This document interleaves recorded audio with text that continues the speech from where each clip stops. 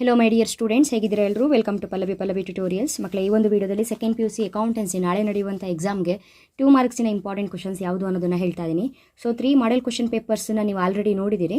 ಅದರಲ್ಲಿ ಇರುವಂಥ ಒಂದು ಡಿಫ್ರೆನ್ಸಸ್ ಏನು ಅಂತ ಹೇಳಿದ್ರೆ, ಒಂದು ಪೇಪರಲ್ಲಿ ಡೈರೆಕ್ಟಾಗಿ ನಿಮಗೆ ಕಂಪ್ಲೀಟ್ ಥಿಯರಿ ಕ್ವಶನ್ಸ್ ಇದೆ. ಬಟ್ ಇನ್ನೊಂದು ಪೇಪರ್ ಬಂದಾಗ ನಿಮಗೆ ಅದರಲ್ಲಿ ಜರ್ನಲ್ ಎಂಟ್ರಿ, ಅಂದರೆ ಡೈರೆಕ್ಟ್ ಥಿಯರಿ ಕ್ವಶನ್ಸ್ ಅಲ್ಲ, ಜರ್ನಲ್ ಎಂಟ್ರೀಸ್ ಇದೆ. ಅದೇ ರೀತಿ ನಿಮಗೆ 2 ಮಾರ್ಕ್ಸಿಗೆ ಪ್ರಾಬ್ಲಮ್ ಕೂಡ ರೈಸ್ ಆಗಿದೆ.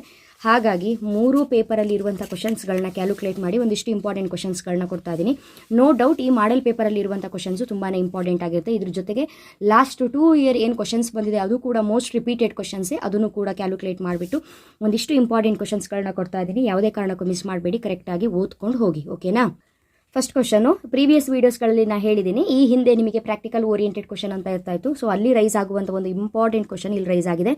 In the absence of partnership deed specify the rules relating to the following ಅಂತ ಹೇಳಿದ್ರೆ, ಕಾನ್ಸೆಪ್ಟನ್ನು ಕರೆಕ್ಟಾಗಿ ಅರ್ಥ ಮಾಡ್ಕೊಳ್ಳಿ. ಪಾರ್ಟ್ನರ್ಶಿಪ್ ಅಂತ ಹೇಳಿದ್ರ ಮೇಲೆ ಪಾರ್ಟ್ನರ್ಶಿಪ್ಪಿನ ಅಗ್ರಿಮೆಂಟ್ ಇರಲೇಬೇಕು ಅಂತ ಇದೆ, ಒಂದು ರೂಲ್ಸ್ ಇದೆ, ಅಗ್ರಿಮೆಂಟ್ ಇರುತ್ತೆ ಅಂತ ಹೇಳ್ಕೊಂಡು, that is called partnership deed. But some time partnership deed ಇಲ್ಲದೆ, ಅಗ್ರಿಮೆಂಟ್ ಇಲ್ಲದೇನೂ ಕೂಡ ಪಾರ್ಟ್ನರ್ಶಿಪ್ ಬಿಸ್ನೆಸ್ಸನ್ನು ಶುರು ಮಾಡಬಹುದು. ಆವಾಗ ನೀವು ಪಾರ್ಟ್ನರ್ಶಿಪ್ ಅಗ್ರಿಮೆಂಟ್ ಇದ್ದರೆ ನಿಮಗೆ ಇಂಟ್ರೆಸ್ಟ್ ಎಷ್ಟು ಅಥವಾ ಯಾವ ರೀತಿಯಾಗಿ ಬಿಸ್ನೆಸ್ಸನ್ನು ನಡೆಸಬೇಕು ಇದೆಲ್ಲದೂ ಕೂಡ ಕೆಲವೊಂದು ಕಂಡೀಷನ್ಸನ್ನು ಅಗ್ರಿಮೆಂಟ್ ಮಾಡ್ಕೊಂಡಿರ್ತೀರಿ. ಆದರೆ ಪಾರ್ಟ್ನರ್ಶಿಪ್ ಡೀಡೇ ಇಲ್ಲ, ಅಗ್ರಿಮೆಂಟೇ ಇಲ್ಲ ಅಂದಾಗ ಯಾವ ರೀತಿಯಾಗಿ ಕೆಲವೊಂದು ರೂಲ್ಸು ರೆಗ್ಯುಲೇಷನ್ಸ್ನ ನೀವು ಬಿಸ್ನೆಸ್ಸಲ್ಲಿ ಫಾಲೋ ಮಾಡ್ತೀರಿ ಅಂತ ಅವರು ಕ್ವಶನ್ನ ಕೇಳಿದ್ದಾರೆ. ಆ ಕ್ವಶನ್ನ ಇನ್ನೊಂದು ರೀತಿಯೂ ಹೇಗೆ ಕೇಳ್ಬೋದು ಅಂತ ಹೇಳಿದ್ರೆ, state the main provisions of the Indian partnership act 1932 that are relevant to partnership accounts if there is no partnership deed. ಎರಡರದ್ದು ಮೀನಿಂಗ್ ಒಂದೇ, ಪಾರ್ಟ್ನರ್ಶಿಪ್ ಡೀಡ್ ಇಲ್ಲ ಅಂತ ಹೇಳಿದ್ರೆ ಏನು ಅಂತ. ಸೊ ಇಲ್ಲಿ 5 ಪಾಯಿಂಟ್ಸ್ ಬರ್ದಿದ್ದೀನಿ ನೋಡಿ, ಇದು 5ರಲ್ಲಿ ಯಾವುದಾದ್ರೂ 2 ಪಾಯಿಂಟನ್ನು ಬರೀಬಹುದು. ಕಾನ್ಸೆಪ್ಟ್ ಅರ್ಥ ಮಾಡ್ಕೊಂಡೇ ಬರೀರಿ. ಬಿಸ್ನೆಸ್ಸಲ್ಲಿ ಆಬ್ಸೆನ್ಸ್ ಆಫ್ ಪಾರ್ಟ್ನರ್ಶಿಪ್ ಡೀಡ್ ಇಲ್ಲ ಅಂತ ಹೇಳಿದ್ರೆ ಪ್ರಾಫಿಟ್ ಶೇರಿಂಗ್ ರೇಷಿಯೋ ಈಕ್ವಲಿ ಏನು ಮಾಡ್ತಾರೆ, ಶೇರ್ ಮಾಡ್ತಾರೆ, ಈಕ್ವಲ್ ಅಂತ ಬರೆದ್ರೆ ಆಯ್ತು. Profit sharing ratio equal, interest on capital not allowed ಅಂತ ಬರೆದ್ರೆ ಆಯಿತು. ಅಥವಾ ರಿಮೈನಿಂಗ್ ಪಾಯಿಂಟ್ಸ್ಗಳನ್ನ ಕೂಡ ನೀವು ಬರ್ಕೊಳ್ಬಹುದು. ಇದ್ರ ಜೊತೆಗೆ ಇದೇ ಚಾಪ್ಟರಲ್ಲಿ ಇನ್ನೊಂದು ಇಂಪಾರ್ಟೆಂಟ್ ಟಾಪಿಕ್ ಯಾವುದು ಅಂತ ಹೇಳಿದ್ರೆ, ಡೈರೆಕ್ಟ್ ಆಗಿ ವಾಟ್ ಈಸ್ ಪಾರ್ಟ್ನರ್ಶಿಪ್ ಡೀಡ್ ಅಂತಾನೆ ಕೇಳಬಹುದು.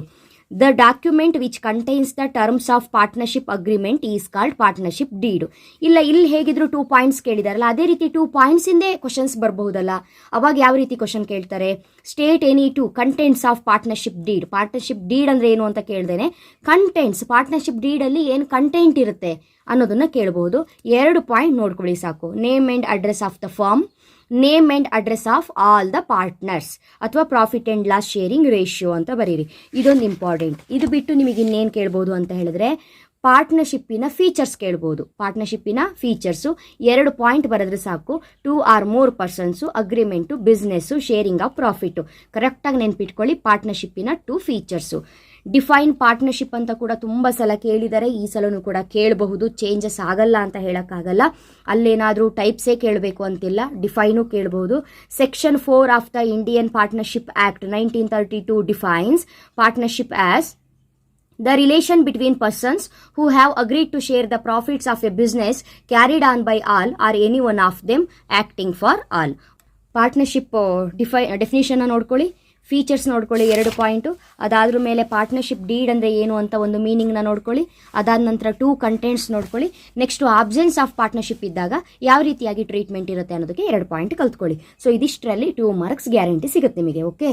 ನೆಕ್ಸ್ಟ್ ಇಲ್ಲಿ ನಿಮಗೆ name any 2 methods for calculation of interest on drawings. ನೀವು ಇದನ್ನು ತುಂಬ ಯೋಚನೆ ಮಾಡೋದು ಬೇಡ, ವೆರಿ ಈಸಿ. ಯಾಕಂತ ಹೇಳಿದ್ರೆ ನಿಮಗೆ ಆಲ್ರೆಡಿ ಪ್ರಾಬ್ಲಮ್ ಸಾಲ್ವ್ ಮಾಡಿ ಗೊತ್ತಿದೆ.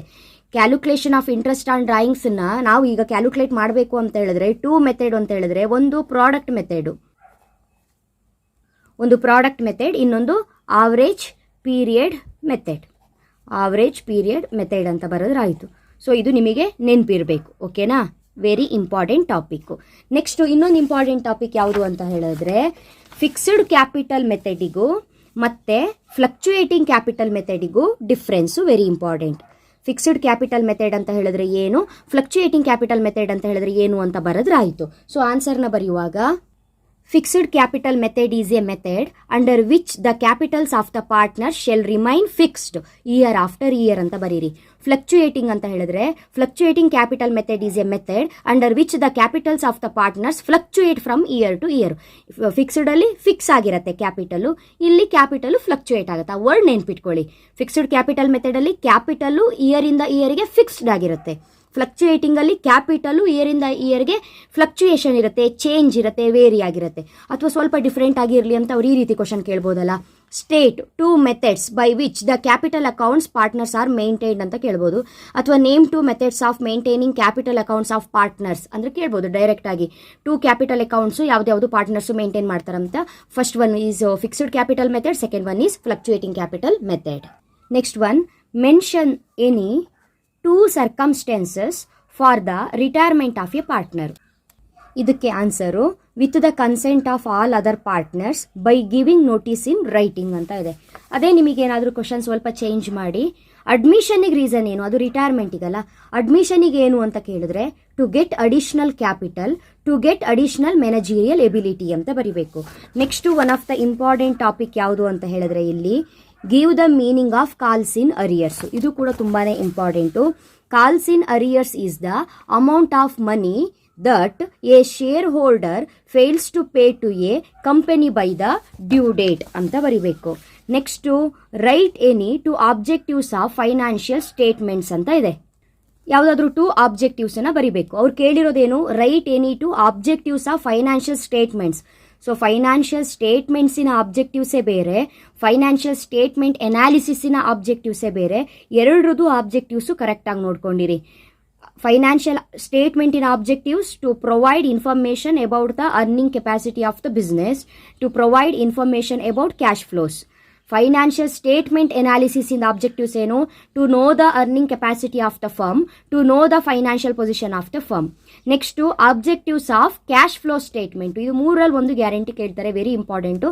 Cash flow statement in the objectives ಏನು, provides information about the cash flows of an enterprise, cash flows of an enterprise, helpful for short-term planning for preparing cash budget. Next one, what is cash flow statement?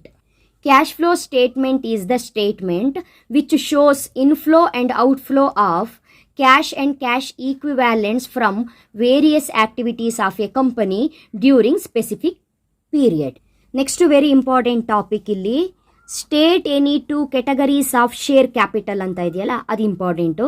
2 categories, authorised capital, issued capital ಅಂತ ಬರೀರಿ. Next ಇಲ್ಲಿ state any 2 accounting ಪಾಸ್ಚುಲೇಟ್ಸ್ ಅಂತ ಇದೆ, very important topic. ನಾನು ಒಂದಿಷ್ಟು questions ಹೇಳ್ತೀನಿ, ಕರೆಕ್ಟಾಗಿ ನೋಡ್ಕೊಳ್ಳಿ.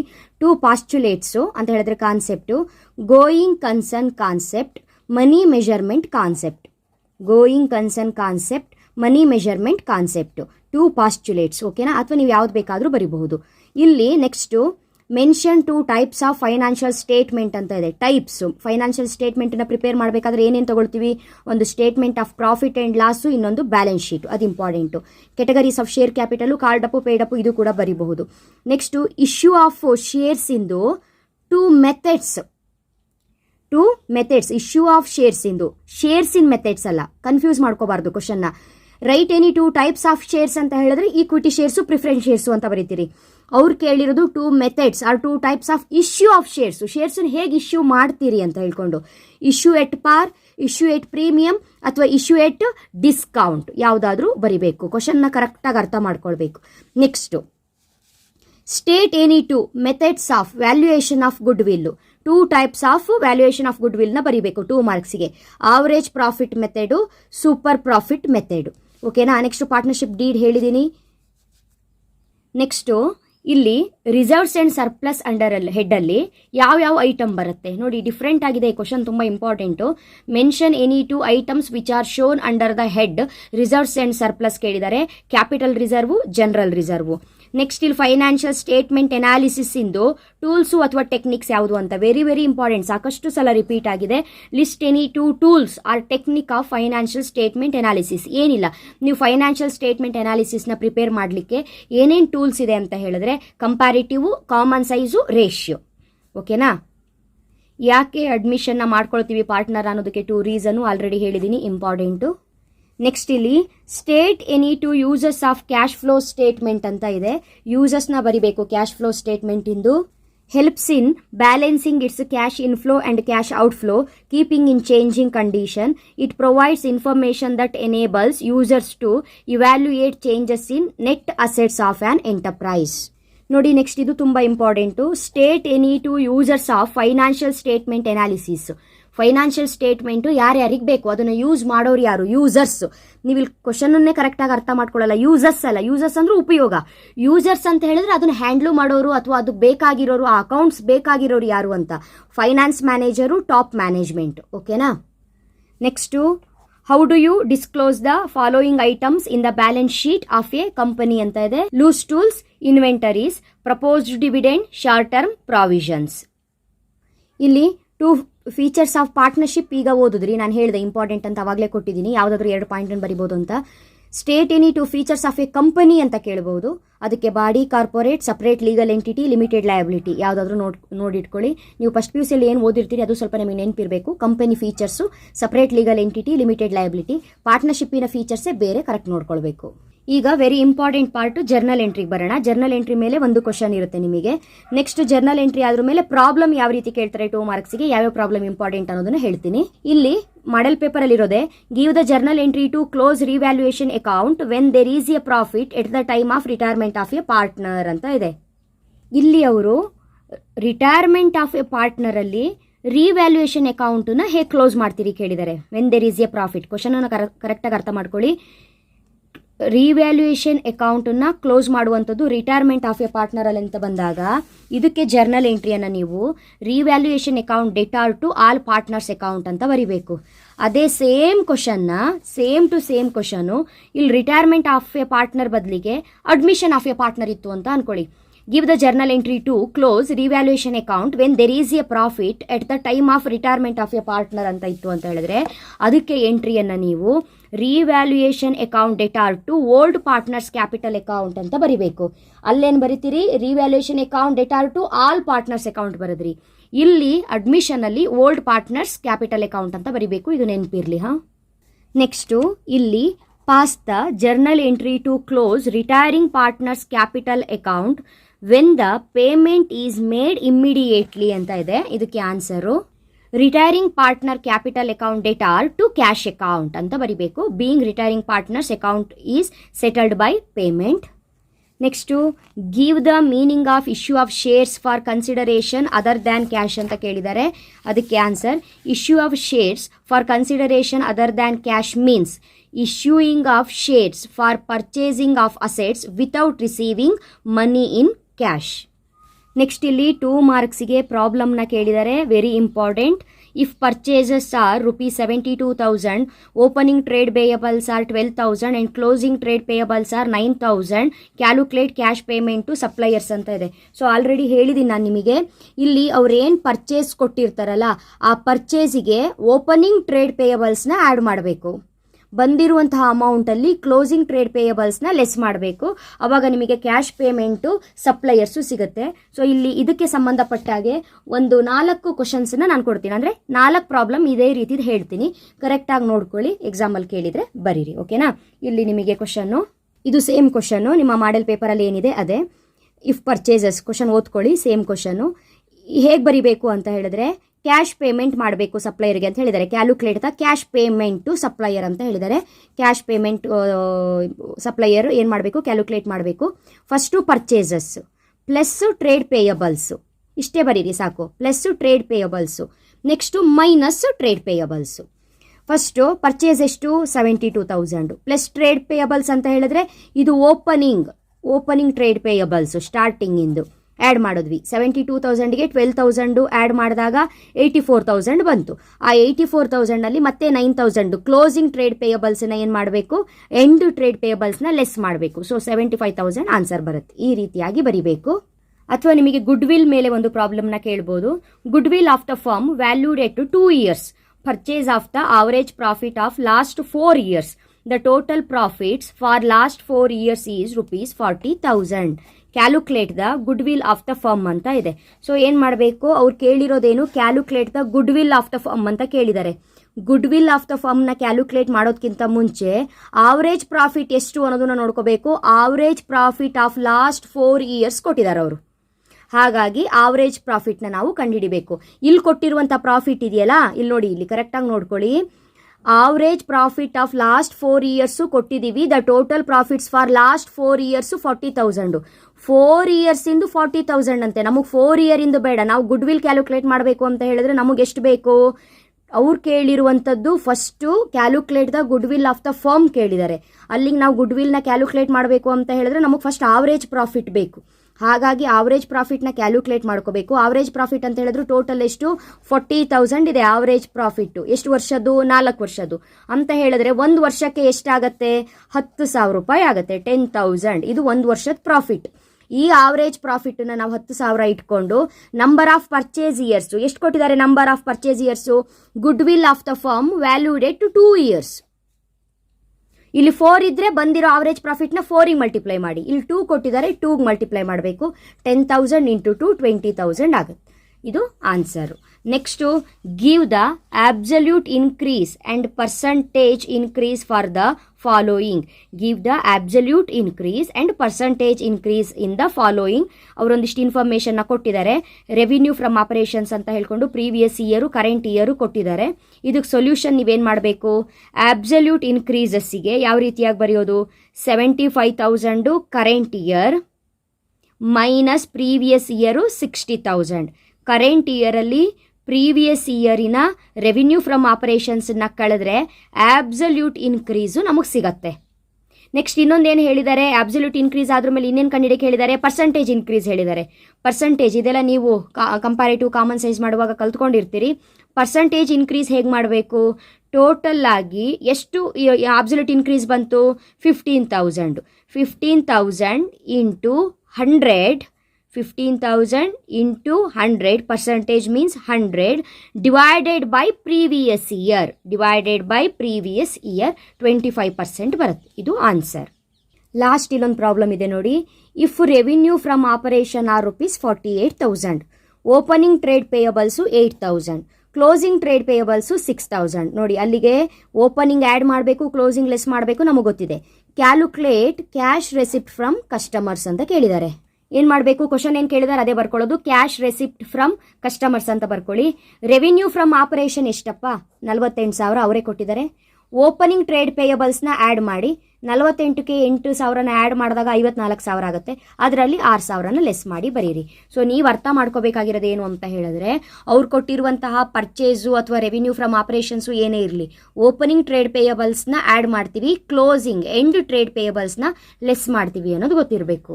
ಸೊ ಇದ್ರ ಜೊತೆಗೆ 2024 ಆ್ಯನುವಲ್ ಎಕ್ಸಾಮಲ್ಲೂ ಕೂಡ ಏನು ಕ್ವಶನ್ಸ್ ಕೇಳಿದ್ದಾರೆ ಅನ್ನೋದು ತುಂಬಾ ಇಂಪಾರ್ಟೆಂಟ್ ಆಗುತ್ತೆ. State any two contents of partnership deed ಹೇಳಿದ್ದೀನಿ.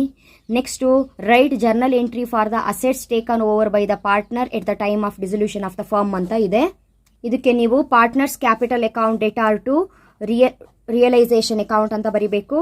ನೆರೇಷನ್ನ asset taken over by the partner ಅಂತ ಬರೀರಿ. Asset taken over by the partner ಅಂತ ಬರೀರಿ. ವೆರಿ ಇಂಪಾರ್ಟೆಂಟ್ ಇದು ಕೂಡ ಜರ್ನಲ್ ಎಂಟ್ರಿ. ಪಾರ್ಟ್ನರ್, ಓಕೆನಾ. ಕಾಲ್ಸ್ ಇನ್ ಅರಿಯರ್ಸ್ ಹೇಳಾಗಿದೆ. ಮೀನಿಂಗ್ ಆಫ್ ಫೈನಾನ್ಷಿಯಲ್ ಸ್ಟೇಟ್ಮೆಂಟ್ಸು ನಾವು ಆಬ್ಜೆಕ್ಟಿವ್ಸ್ ಓದ್ಕೊಂಡಿದ್ದೀವಿ. ಫೈನಾನ್ಷಿಯಲ್ ಸ್ಟೇಟ್ಮೆಂಟ್ಸ್ ಇಂದು ಆಬ್ಜೆಕ್ಟಿವ್ಸ್ ಓದ್ಕೊಂಡಿದ್ದೀವಿ, ಮೀನಿಂಗ್ ಓದ್ಕೊಂಡಿಲ್ಲ. ಫೈನಾನ್ಷಿಯಲ್ ಸ್ಟೇಟ್ಮೆಂಟ್ಸ್ ಅಂತ ಹೇಳಿದ್ರೆ, financial statements are the basic and formal annual reports through which the corporate management communicates financial information to its owners and various other external parties. Next, two uses of cash flow statement ಹೇಳಾಗಿದೆ. ನೋಡಿ, ಇಲ್ಲಿರುವ questions ಕೂಡ ತುಂಬಾ important. ಇದು ನಿಮಗೆ ಈ topic ಇಲ್ಲ, ಈ chapter ತೆಗೆದಿದ್ದಾರೆ.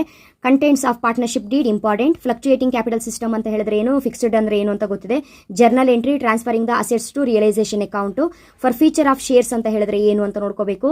ಆಬ್ಜೆಕ್ಟಿವ್ಸ್ ಆಫ್ ಫೈನಾನ್ಷಿಯಲ್ ಸ್ಟೇಟ್ಮೆಂಟ್ಸ್ ನೋಡ್ಕೋಬೇಕು.